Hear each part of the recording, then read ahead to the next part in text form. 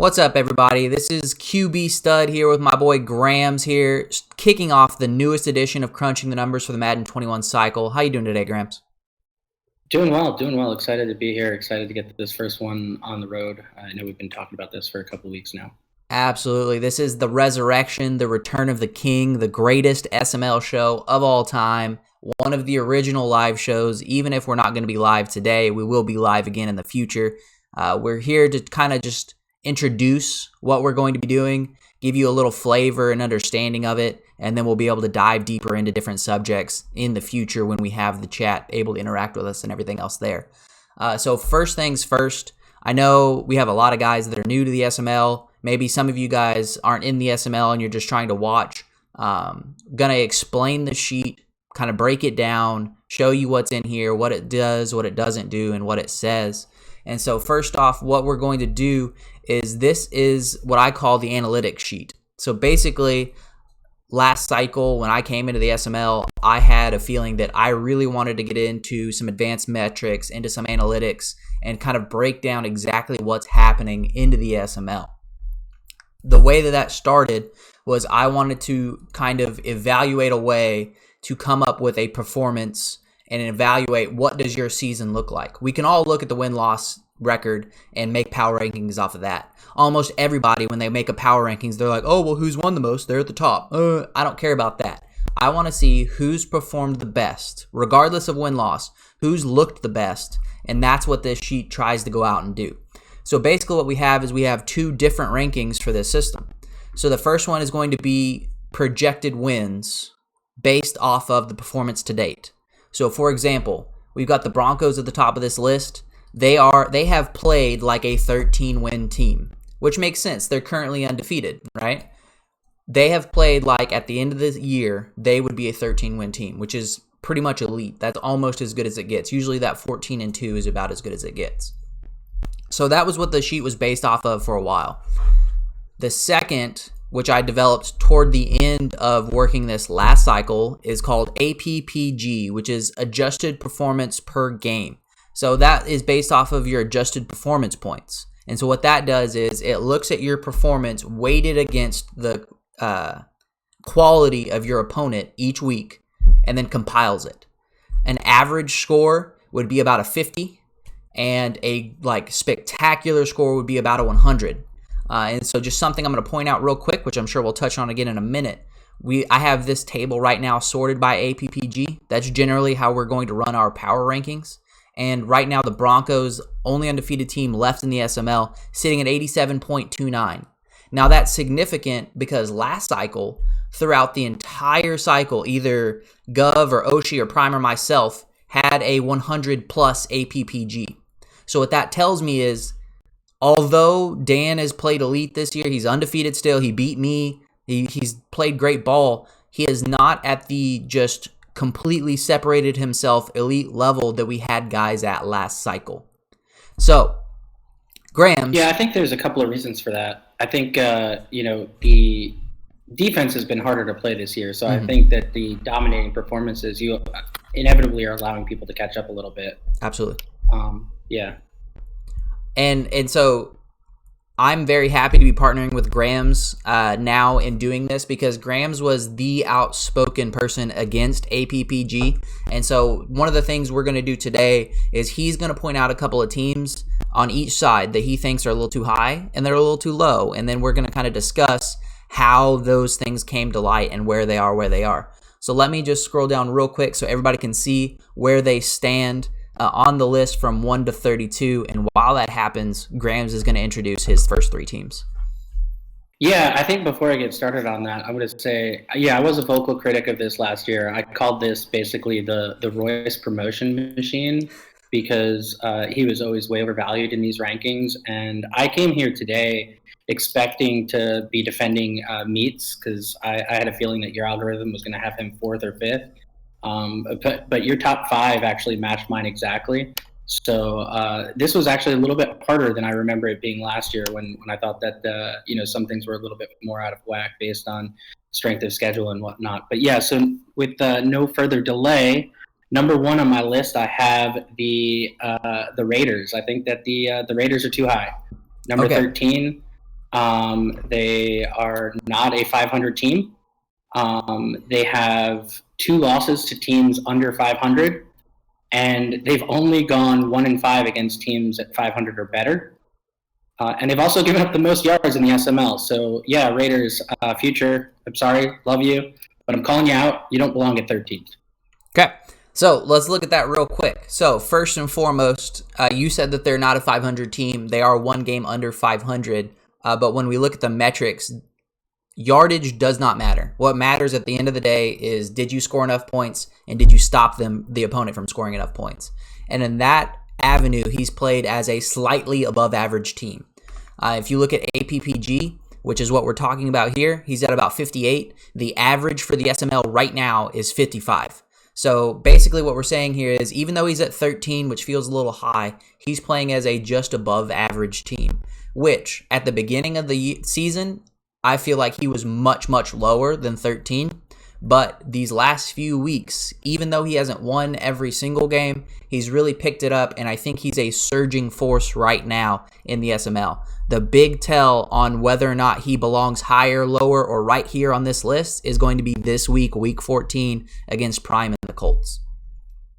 Yeah, I actually think he's going to win that game. But I got to counter it again, and I'm going to get into this a little bit more later when I talk about teams that are undervalued. He's lost twice to the Chiefs, and the Chiefs are at 25, 12 spots lower. I just those teams need to be a little bit closer in the rankings, in my take. That's fair enough. Okay, and so that's another thing. Head-to-head matchups aren't accounted for other than weighing the strength of the opponent. Okay, so next team. Yeah, number 2 on the list, I got the Texans, calling you out at number 15. Again, 3 losses to teams under 500. You can't lose games to teams under 500 if you want to be in the top half of these standings. That's just my take. That's fair. He's lost 5 in a row before he just won his most recent game. And the record of the 5 teams that he lost to was a combined 26-34. That's not a tough schedule. That's not a schedule that you lose 5 in a row to. And lastly, I'm going to say, he needs to work on his TD to INT ratio, which currently stands at 17-24. I think if he turns that around the other way, then maybe the 15th or even higher ranking would make sense. But right now, based on what he's done recently, I don't see it. Okay, so the Texans in and of themselves have performed as a below average team, which would point to you saying that they are a little too high because they are in the top half here, whereas they've performed as a lower second half or bottom half type team. Their losses are bad, but some of their wins are pretty good. I know he beat Mad Bomber and the Jaguars earlier in the season. I believe has he played Indy yet? Yeah, he just beat the Colts one game, which was he got 2 good wins. He got the Colts win and he got the Jags win. So he's got a couple of solid wins, which a lot of these teams below him don't have any solid wins. Interesting that the Giants. Yeah, and I think you'll find in the middle of this sheet, really from 10 to 25 even, you've got teams that have beaten teams over 500 and then have brutal losses to teams well under 500. So it is interesting how no one's really in this area is distinguishing themselves from one another, which is probably why I'm picking at the top half of this list as my overrated. Yeah, and that makes sense, and that just points to how great the parity is in the SML. We truly do believe that any given team can beat any other team on any given Sunday or any given week, which does point to the strength there. Especially toward the middle in a list like this, it's going to become difficult to kind of separate those teams. And another thing is, the more data we get, in other words, the deeper we get into the season, the better this metric becomes. Part of the reason why I was glad to start doing the show again so late in the season is because this is a more refined metric than it would be in week 3. Because then you have guys who got front-loaded schedules and they played really tough teams, and so they're like, oh, they're 1-2, but they're way up there. It's like, no, they played great teams. That's why. Another thing is the Texans are going to have one of the tougher schedules. I believe they've played.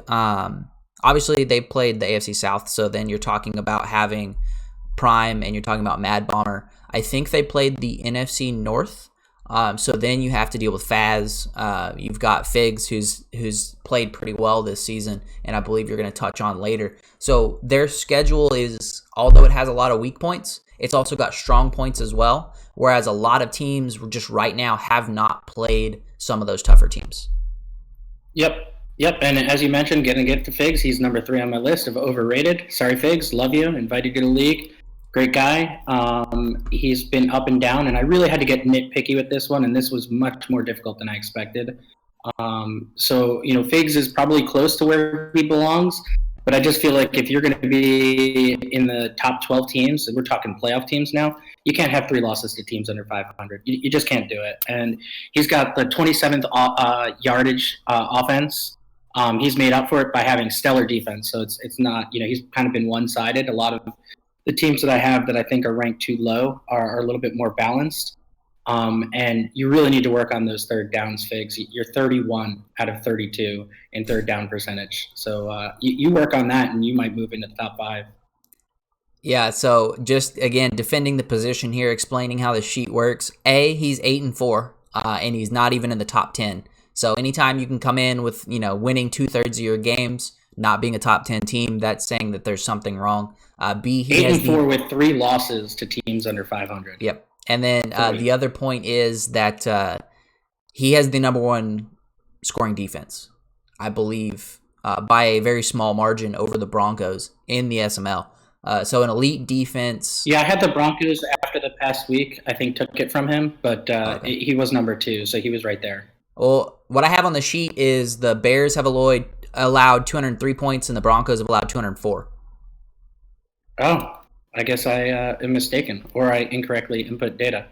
Very possible. So if there's ever anything wrong on the sheet, right. Blame Graham's, guys. So he's helping me out, compile everything, and I'm bug fixing.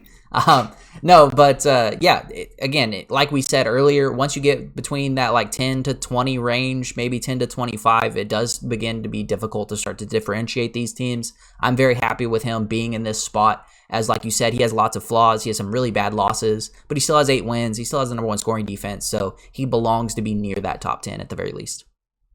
Yep. Now we're going to flip it. We're going to go to the teams that I think were not valued highly enough. Okay. And I'm going to start out with the Eagles because they're at number 9 here, and they beat the juggernaut Cowboys, and they really waxed the floor with them, so they belong way, way higher.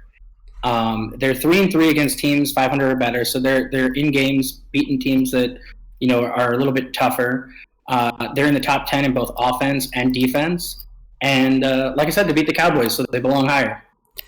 Yeah, so if I recall correctly, the only real big win the Eagles have is against the Cowboys. And I didn't do any homework. Graham sent me his list before. I didn't do any homework on any of them. I'm just trying to explain what's happening in the sheets. But he had a couple of losses that weren't against stellar teams. Maybe over 500, but not stellar. So basically the reason why he's here is he's another 8-4 team. So he's still going to be in that top 10. But at the same time, he hasn't done anything to really separate himself. If you start to look at the teams above him, you've got Jags, Seahawks, Cowboys. And I mentioned earlier that I'm surprised that Grams didn't pick the Seahawks as one that was too high. But according to what I look at, he's had the toughest schedule. And he's still 500 despite having the toughest schedule. So if you just look at the guys above the Eagles, it's kind of hard to start to differentiate them at that point. And even then, he's 0.25 APPG away from leaping Mad Bomber becoming number 8. So it's really close once you get up here into these next few. Just a tough spot to be in at the top of the SML. So I didn't put Tiny on here because I did notice that he had a very tough schedule, but I kind of backdoored into putting Tiny in here because number 2 on my list is the Jaguars, also ranked too low, 4-3 against teams above 500, has 0 bad losses, has a big win against the Vikings last week, and is top 10 in both scoring and defensive points. Yep. So they should be a couple points higher. His 2 big wins are the Colts and the Vikings, which before this last week when he beat the Vikings, he was not very high at all because the Colts didn't look like a great win there for a little while, although Prime has been surging lately, and he didn't have the Vikings yet. So those are all he's really got as far as wins on his schedule. He doesn't have very much else really going for him, especially since he lost big time to the Texans in their first matchup, and then barely won the second. So we're talking about the Texans, I believe, is a middling team, maybe one that you said was too high, I think. And that's a team that he has a negative point differential against. So yeah, that AFC South in general is really tough to judge right now. I know that Colts are trying to find their game. Prime's been struggling. Texans have been up and down. Matt Baumer seems to be the most consistent, and he's got some bigger out of division wins. But I think that's a division that we're really not going to know what it is until playoff time or maybe even season 2. Absolutely. And then just a couple more points on Jaguars. Their 2 out-of-division marquee games before this Vikings game were against the Chargers and the Dolphins, and he got waxed in both of those games. So middling teams, he's done really well. Against the elite teams, which again, that Colts team, when they've played the first time, was not a good team. So he's, other than this Vikings game, which really surged him up this list, he's been kind of against great competition. So interesting to see if he can keep that up and continue to climb up this list. That's a good point you bring up there. I really think that the top 3 teams on your sheet right now have kind of separated themselves from everybody else. And then I would say the next, 5 through 12 or 5 through 11 is kind of another tier. So I understand, the Jaguars playing a team in the top 3 or 2 teams in the top 3 and losing by a lot. To me, that's not that surprising because I do think that those top 3 teams have kind of separated themselves at this point. Absolutely. Okay, so all right, and then last on my list, and I brought this up earlier, ZZ, are you awake? Wake up, man. Wake up. 6-6, 500 in what was deemed in the preseason to be the toughest division. He's beat the Raiders twice, but he's still 12 spots below the Raiders. 5 of his 6 losses are against teams above 500, so his losses aren't really bad losses. And he's actually protecting the ball, 27-19 TD to INT ratio. Keep that up, and you will have a winning record, ZZ. I like what you're doing in Kansas City. Yeah, so this is definitely, the Chiefs are a team that I feel are better than 25th, but that doesn't mean they've performed better than 25th. They've played some games where they really just got the tar beaten out of them. They were very one-dimensional at the beginning of the season, so teams that keyed in on that and were able to take it away really trounced on them.